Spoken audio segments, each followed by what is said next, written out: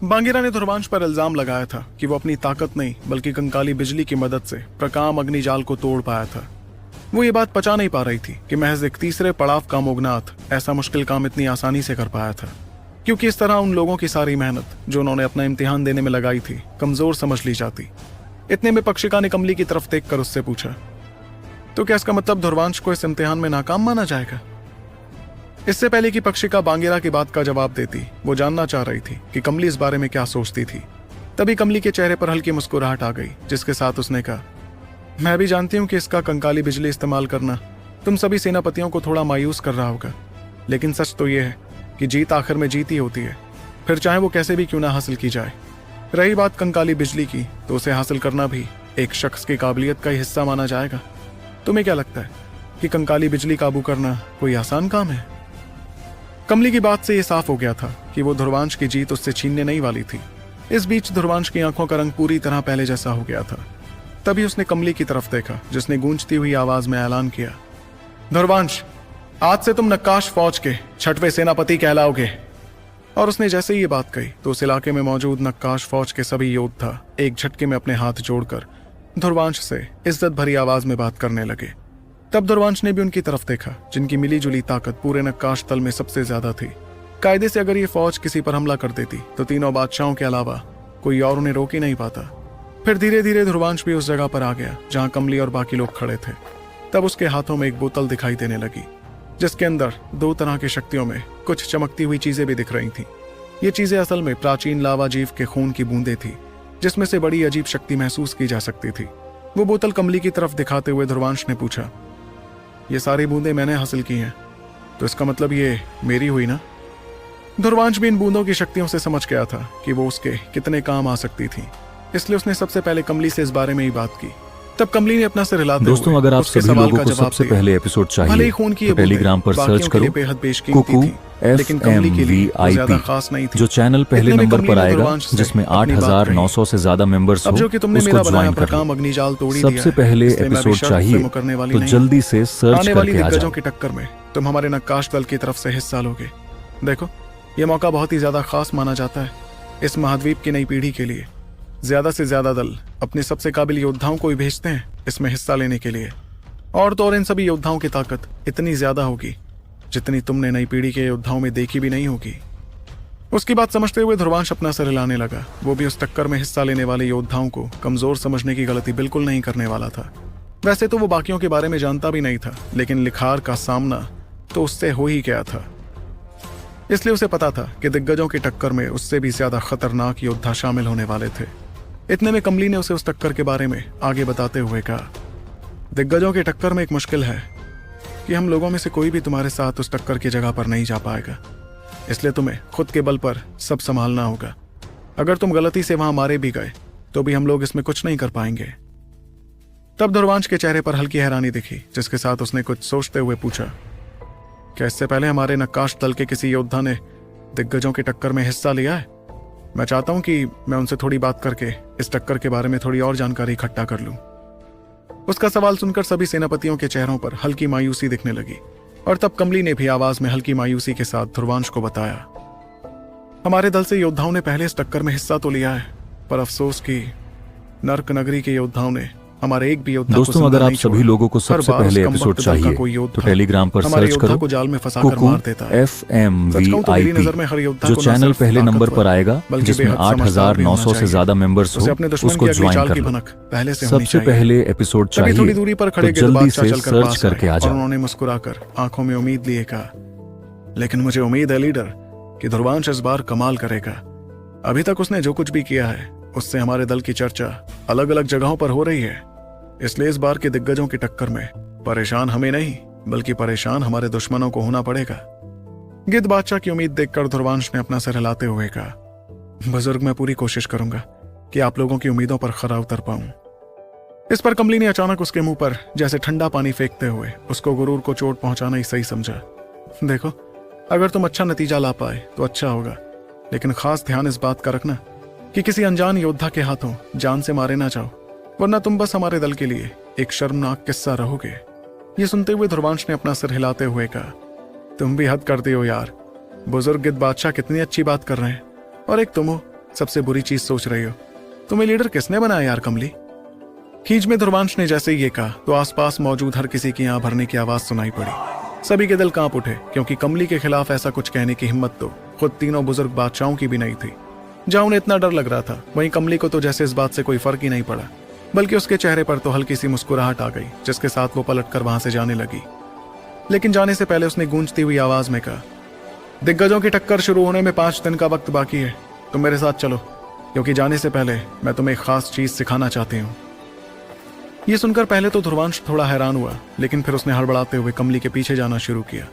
जब वो दोनों वहां से चले गए, तब गिद्ध बादशाह और बाकी सभी लोग हैरानी भरी नजरों के साथ एक दूसरे को देखने लगे। उसके बाद वो दोस्तों, अगर आप सभी लोगों को सबसे पहले एपिसोड चाहिए तो टेलीग्राम पर सर्च करो समझ नहीं आ रहा था।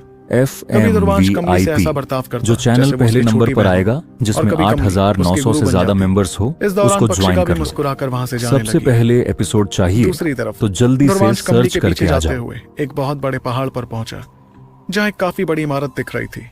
उस इमारत के पास पहुंचते ही उसने वहां मौजूद बेहद खतरनाक शक्तियां महसूस की, और तब कमली ने उसे बताया, ये है हमारे नक्काश दल की खास लाइब्रेरी।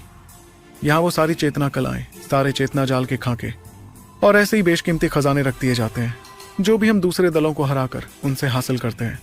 ये जगह हमारे दल के लिए बहुत ज्यादा जरूरी है। इस जगह की रखवाली की जिम्मेदारी नींद बादशाह की है।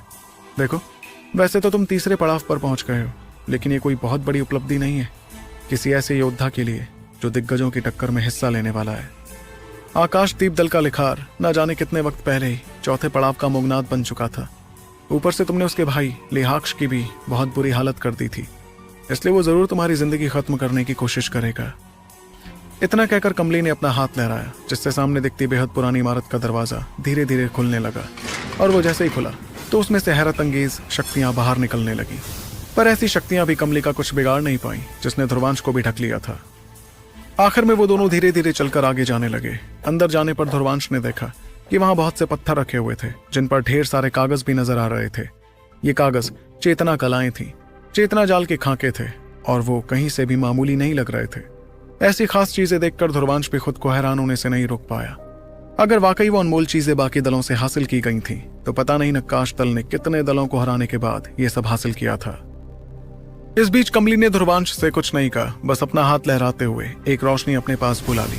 वो रोशनी उड़ते हुए कमली के पास आ गई, जिसे उसने दोस्तों, अगर आप सभी लोगों को सबसे पहले एपिसोड चाहिए तो टेलीग्राम पर सर्च करो। इस कागज पर वो सभी नाम लिखे हैं जो हमारे उत्तरी हिस्से के सबसे जो चैनल पहले नंबर पर आएगा, जिसमें 8,900 से ज्यादा मेंबर्स हो, उसको ज्वाइन कर लो। तुम्हारा सामना इन सबसे लोगों से पहले एपिसोड चाहिए उसकी बात तो सुनते हुए जल्दी से ध्रुवांश ने सर्च तुरंत वो करके आ कागज जाओ। खोलने शुरू कर दिए, जिसमें से सुनहरी रोशनी सीधे उसकी आंखों में पड़ी। जब वो रोशनी धीरे धीरे गायब हुई, तब जाकर ध्रुवांश को उस कागज पर लिखे नाम अच्छी तरह दिखने लगे। फिर ध्रुवांश ने सभी नाम पढ़ने शुरू किए। नवा रैंक, सर्प देवता महल से शौनक। उसका असली शरीर दिव्य जानवरों के वंश वाले एक लाल खूनी सर्प का है। उसका स्वभाव बेहद जंगली है, जिसे खून का प्यासा कहना भी गलत नहीं होगा। उसने एक बार 100 से भी ज्यादा शहरों को अपने दुश्मनों के खून से नहला दिया था।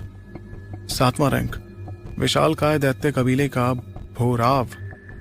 जन्म से ही बेइंतहा ताकतवर, और उसमें दुनिया का सबसे ऊंचा पहाड़ तक उठाने की काबिलियत है। उसने 100 से ज्यादा लड़ाइयों में हिस्सा लेकर 100 लीडर्स को धूल चटाई थी। 5वां रैंक, राक्षस द्वार की कारवी। चकाचौंध कर देने वाली और बेहद मोहक लड़की, जिसे उत्तरी हिस्से की सबसे जानी मानी हसीनाओं में से भी एक माना जाता है। अनगिनत काबिल योद्धा उस पर फिदा हो चुके हैं, यहाँ तक कि एक शक्तिशाली गुट के सालों से तैयार किए गए काबिल योद्धा ने भी उसकी वजह से अपने ही गुट को धोखा दे दिया था। ऐसे कुछ नाम पढ़ते हुए ध्रुवांश की हैरानी बढ़ती जा रही थी। वो ये सोचकर और ज्यादा हैरान हो रहा था कि उस लड़की की खूबसूरती इतनी ज्यादा कैसे हो सकती थी कि वो किसी योद्धा को अपने ही दल के खिलाफ कर दे। तब उसने कुछ सोचते हुए खुद से पूछा, लिखार का नाम क्या है? ये कहकर वो ऊपर देखने लगा, और तब उसे 4थे रैंक पर वो नाम दिखा जिसे वो ढूंढ रहा था। उसका नाम देखकर ध्रुवांश ने उसके बारे में पढ़ना शुरू किया। 4था रैंक, आकाशदीप दल से लिखार। एक बेहद खास अमोघनाथ शैतान के साथ ही आग को काबू करने की महारत हासिल कर चुका है। एक बार 5वें पड़ाव के दोस्तों, अगर आप सभी लोगों को सबसे पहले एपिसोड चाहिए तो टेलीग्राम पर सर्च करो। इस बात से ध्रुवांश काफी हैरान हुआ कि लिखार किसी जो चैनल पहले नंबर पर आएगा, जिसमें 8,900 से ज्यादा मेंबर्स हो, तब उसको ध्रुवांश ने ज्वाइन धीमी कर आवाज लो। में कहा, सबसे पहले एपिसोड चाहिए तो जल्दी से सर्च करके आ जाओ। और ज्यादा संभल कर रहना होगा। अगर ऐसे खतरनाक योद्धा अंधेरे में छुपे रहेंगे तो रात में भी सोना जानलेवा साबित हो सकता है। ये ख्याल जैसे ध्रुवांश के दिमाग में आया तो उसने अपनी नजर ऊपर के नामों की तरफ की। जाहिर सी बात थी कि जब लिखार जैसा ताकतवर और खतरनाक योद्धा चौथे रैंक पर था, फिर तो उससे ऊपर लिखे नाम ना जाने कितने खतरनाक होते। इसी के साथ उसने लिखार के ऊपर लिखे नामों को पढ़ना शुरू किया। तीसरा रैंक देव शिखर की रिमी, एक साफ सुथरे व्यवहार की लड़की जिसकी खूबसूरती किसी मायने में राक्षस द्वार की कारवी से कम नहीं है। उत्तरी हिस्से में रिमी ने गिने चुने मौकों पर ही अपनी शक्तियों का प्रदर्शन किया है, लेकिन जब भी वो मैदान में उतरी तो उसने 10 हमलों के अंदर अंदर ही ताकतवर से ताकतवर दुश्मनों को घुटने टेकने पर मजबूर कर दिया। एक बार तो उसने राक्षस द्वार की कारवी से भी मुकाबला किया था, जिसमें उसे मामूली बढ़त के साथ दोस्तों, अगर आप सभी लोगों को सबसे पहले एपिसोड चाहिए पता चला कि तो टेलीग्राम पर सर्च करो FMVIP, जो चैनल पहले नंबर पर आएगा जिसमें 8,900 से ज्यादा मेंबर्स हो, उसको ज्वाइन कर लो। इसके बाद सबसे पहले एपिसोड चाहिए तो जल्दी से सर्च करके आ जाओ। रैंक नर्क नगरी का पाताली युवराज। नर्क नगरी काबिल योद्धाओं को तैयार करने के लिए एक ऐसा बेरहम तरीका इस्तेमाल करती है जिसमें जहरीले कीड़ों का इस्तेमाल होता है, और उस तरीके में 10,000 काबिल योद्धाओं में से सिर्फ एक ही जिंदा बचकर बाहर निकल पाता है। ऐसा ही एक जिंदा बचा योद्धा है पाताली युवराज। जिस बेरहमी के बारे में ध्रुवांश पढ़ रहा था उसके बारे में जानकर खुद उसे भी बहुत अजीब लगा। ऐसा तरीका तो किसी की भी रूह कांपने पर मजबूर कर दे। लेकिन सबसे खतरनाक बात यह थी कि जो भी योद्धा इस तरीके में बचता वो कितना शक्तिशाली और काबिल होता। ध्रुवांश को याद आया कि कुछ महीनों पहले लिखार के पिता तिजाना ने कमली से नर्क नगरी का जिक्र किया था। इस बात से ध्रुवांश को इतना तो पता चल गया था कि नर्क नगरी और नक्काश दल में अच्छे रिश्ते तो हरगिज नहीं थे। इतने में ध्रुवांश ने और ऊपर लिखे नामों को पढ़ना जारी रखा। ये सभी इतने खतरनाक हैं, पहले रैंक पर कौन है? देखें तो जरा। पहला रैंक दिव्य मंडप का विराज। उसके बारे में महज इतना ही लिखा था, लेकिन अभी तक की सबसे ज्यादा हैरानी ध्रुवांश को इस नाम को पढ़कर ही महसूस हो रही थी। दोस्तों, अगर आप सभी लोगों को सबसे पहले एपिसोड चाहिए तो टेलीग्राम पर सर्च करो इस लिस्ट का सबसे ताकतवर FMVIP, जो चैनल पहले नंबर पर आएगा जिसमें 8,900 से ज्यादा मेंबर्स हो, उसको ज्वाइन कर लो। सबसे पहले एपिसोड चाहिए तो जल्दी से सर्च करके आ जाओ।